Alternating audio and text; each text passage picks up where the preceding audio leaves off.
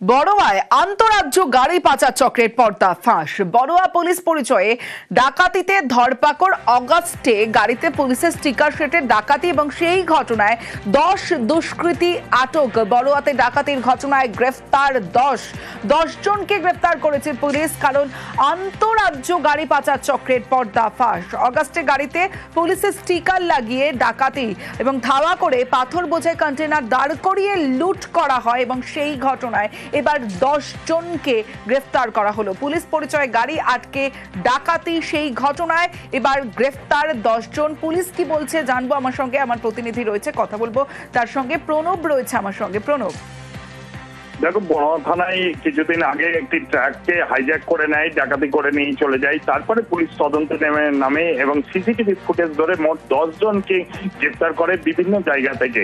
এবং তারপরে কিন্তু তারা স্বীকার করে যে তারা ওই 16 টাকার গাড়িটিকে তোমার নিয়ে গেছে। তারপরে বালুরঘাটে এলাকা থেকে সেই ট্রাকটিকে উদ্ধার করে এবং 10 জন বিভিন্ন জায়গায় শামশেরগঞ্জ থেকে শুরু করে বড়োয়া, শামশেরগঞ্জ এবং মালদা এবং উত্তর দিনাজপুরের এই 10 জন বিভিন্ন জায়গাকার তারা কিন্তু সংগঠিতভাবে, এবং তাদের কাছ থেকে 2টো আগ্নেয়াস্ত্র উদ্ধার হয়েছে। এবং এই ঘটনায় আর কে কে জড়িত আছে পুরো ঘটনার কিন্তু তদন্ত করছে বড়োয়া থানার পুলিশ। বেশ।